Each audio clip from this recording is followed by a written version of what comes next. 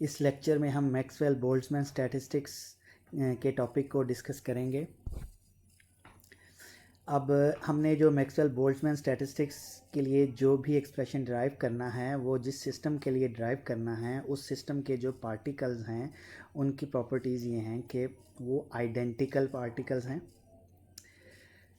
Second ये है कि जो सिस्टम हम कंसीडर कर रहे हैं वो आइसोलेटेड सिस्टम है, यानी इंडिपेंडेंट पार्टिकल्स हैं, यानी आइडेंटिकल पार्टिकल्स हैं फर्स्ट हमारे पास जो उनकी, और सेकंड ये है वो इंडिपेंडेंट पार्टिकल्स हैं। थर्ड ये है कि वो डिस्टिंग्विशेबल पार्टिकल्स हैं, कि वो जो पार्टिकल्स हैं हम उनको डिस्टिंग्विश कर सकते हैं, और ये जो पार्टिकल्स हैं ये डीजनरेट एनर्जी स्टेट्स भी रखते हैं। तो ये चार जो हैं वो हम उस सिस्टम को करेक्टराइज करेंगे जिस सिस्टम के ऊपर हमने मैक्सवेल बोल्ट्जमैन स्टैटिस्टिक्स को स्टडी करना है, कि उसके पार्टिकल्स की ये करेक्टरिस्टिक्स हैं। अब इस सिस्टम पर कुछ कंस्ट्रेंट्स भी अप्लाई हो रही हैं। अब वो कंस्ट्रेंट्स क्या हैं? जो टोटल नंबर ऑफ़ पार्टिकल्स हैं इस सिस्टम के वो कांस्टेंट हैं। तो यानी टोटल नंबर ऑफ़ पार्टिकल्स हमारे पास n हैं।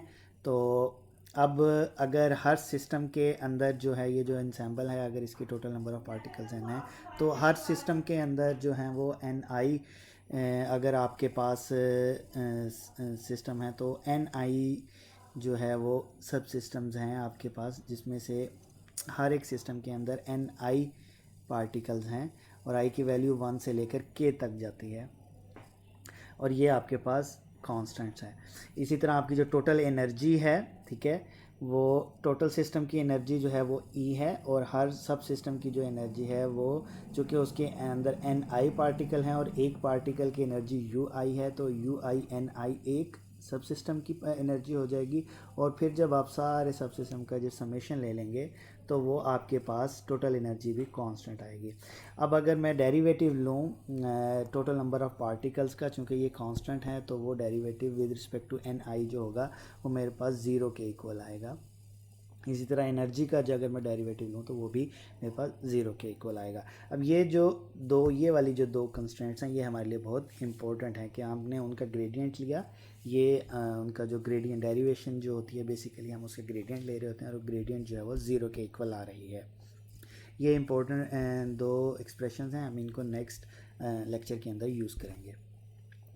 अब हम मल्टीप्लिसिटी फंक्शन लिखते हैं। जो भी हमारे पास सिस्टम है उसके लिए एनर्जी डिस्ट्रीब्यूशन फंक्शन की जो मल्टीप्लिसिटी है वो हमारे पास चूँकि ni सिस्टम्स हैं और हर सिस्टम्स के अंदर चूँकि स्मॉल ni जो है नंबर ऑफ़ पार्टिकल्स हैं, तो हम इसके लिए मल्टीप्लिसिटी फंक्शन जो हमारे पास आएगा कैपिटल N फैक्टोरियल, फिर पाए i की वैल्यू 1 to k gi जो नंबर ऑफ़ डीजनरेट स्टेट्स हैं, ठीक है। अब उसके अंदर हर स्टेट के अंदर, हर डीजनरेट स्टेट के अंदर ni पार्टिकल्स हैं, तो gi की पावर ni हो जाएगा और डिवाइडेड बाय जितने एक स्टेट के अंदर पार्टिकल्स हैं ni फैक्टोरियल, उससे आपने डिवाइड कर दिया। ये आपके पास मल्टीप्लिसिटी फैक्टर आ चुका है।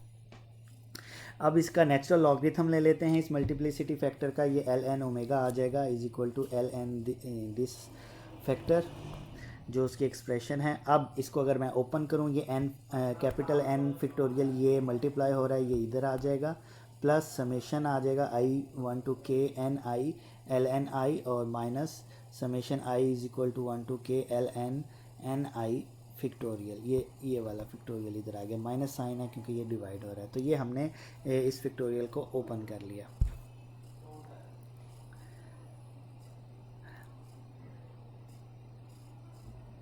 अब हम इसके ऊपर स्टिलिंग अप्रॉक्सीमेशन लगाएंगे। अगर हम इसके ऊपर स्टिलिंग अप्रॉक्सीमेशन जो लास्ट हमने रिलेशन ये वाला निकाला है, इसके ऊपर अगर हम स्टिलिंग अप्रॉक्सीमेशन लगाएं तो नेचुरल लॉगरिथम ni फैक्टोरियल जो है ये ln n माइनस n होगा, और इसी तरह इसके साथ भी फैक्टोरियल है तो ये आ जाएगा ni factorial ni ln ni minus ni।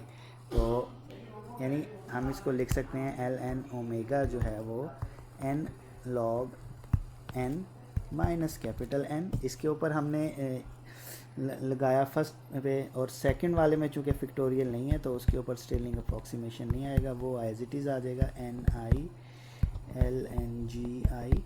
और माइनस इसमें भी फैक्टोरियल था, तो ये हमारे पास आएगा N I L N I minus N I,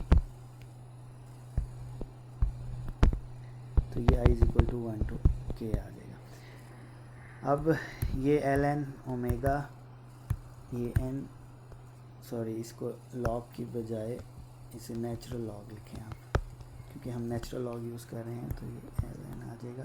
ये भी आपके पास L N N minus N plus summation I is equal to 1 to k N I L N G I minus, अब ये समेशन को ओपन कर दें, I is equal to 1 to k, bracket को ओपन कर दें, तो ये N I L N N I minus summation I is equal to 1 to k N I. अब देखेंगे समेशन एन आई तो हमारे पास कैपिटल एन होता है, तो ये माइनस के साथ है, ये कैपिटल एन, जब ये ब्रैकेट ओपन होगी तो ये प्लस में हो जाएगा, तो ये कैपिटल एन इस कैपिटल एन से कैंसिल हो जाएगा, तो हमारे पास ये एक्सप्रेशन जो है वो बाकी बच जाएगी। इस एक्सप्रेशन को अगर मैं रीअरेंज करूँ, ये देखिए ये एन आई है, इधर भी एन आई है, एल एन जी आई है, ये एन आई है, और ये भी समेशन है, तो इसको मैं अगर रीअरेंज करता हूँ तो ये यहाँ पर भी जो हमें है नेचुरल लॉगरिथम ही यूज़ करना है, क्योंकि हम नेचुरल लॉगरिथम ही यूज़ कर रहे हैं, तो N natural logarithm N plus summation I is equal to 1 to k N I, अब ये एल एन, ये जी आई ओवर एन आई हो जाएगा, एल एन। अब अगर मैं इसका डेरिवेटिव लूँ विद रिस्पेक्ट टू एन आई, जो कि मैं नेक्स्ट स्टेप में लेता हूँ कि डिफ्रेंशिएट करता हूँ with respect to N I, putting the derivative equal to 0, तो ये D over L N omega, और इसको मैं 0 के इक्वल पुट करूँगा, तो जब मैं इसका डेरिवेटिव लूँगा तो ये चूँकि कांस्टेंट टर्म है, टोटल नंबर ऑफ जो पार्टिकल है वो कांस्टेंट है, तो ये 0 हो जाएगी, और ये जो हमने अभी उसका रिलेशन लिखा था वो हमारे पास जो है ये आ जाएगा, ये चीज़ जो है वो 0 के इक्वल आ जाएगी। अब स्टार्ट में अगर आप देखें तो मैंने आपसे कहा था हमारे पास दो कंडीशन हैं, तो वो sigma I is equal to 1 to k D N I is equal to 0, sigma I is equal to 1 to k U I D N I is equal to 0, ये हमारे पास दोनों 0 के। इन कंडीशंस को अब आप यहाँ पर लेग्रांज मल्टीप्लिकेशन वाला मेथड यूज़ करेंगे, और लेग्रांज मल्टीप्लिकेशन के लिए हमारे पास ये फंक्शन है, और ये इसका डेरिवेटिव हमने ऑलरेडी 0 के इक्वल लिया हुआ है। अब लेग्रांज मल्टीप्लिकेशन का फंक्शन क्या है कि आपके पास ग्रेडियंट ऑफ ए फंक्शन होता है माइनस, अब आपके पास कोई वहाँ पे माइनस अल्फ़ा आएगा, और फिर ग्रेडियंट ऑफ कोई भी कंस्ट्रेंट आपके पास है, तो चलिए यहाँ पे मैं जी कर देता हूँ, फिर माइनस अगर दो कंस्ट्रेंट हैं बीटा, तो ग्रेडियंट ऑफ सेकंड कंस्ट्रेंट, इसको आप g1 कह दें, इसको आप कैसे करें, कंस्ट्रेंट के लिए आप इसे जी के बजाय आप इसे कोई भी आप इसे चलें कैपिटल G1 कह दें, और इसको आप कैपिटल G2 कह दें, ये कंस्ट्रेंट को, ताकि वो इस GI से कंफ्यूज ना हो।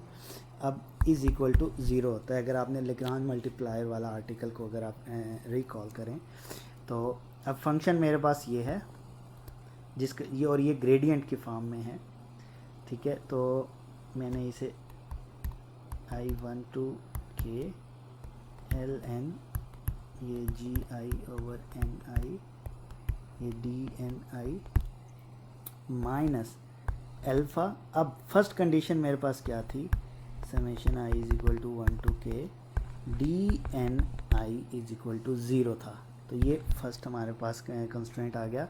फिर माइनस बीटा के साथ सेकंड कंस्ट्रेंट हमारे पास क्या था, sigma I is equal to 1 to k, ये U I D N I, अब ये सारा इक्वल टू 0 आ गया। अब इसमें से समेशन कॉमन ले लें, डी एन आई कॉमन ले लें, इसमें भी डी एन आई है, इसमें भी है, इसमें भी है, और समेशन इसमें भी है, समेशन इसमें भी है, समेशन इसमें भी है। अगर आप ये कॉमन ले लें तो ये I is equal to 1 to k, और ये आ जाएगा L N G I over N I minus alpha minus beta, ये आपके पास आ गया, और ये साथ में DNI=0।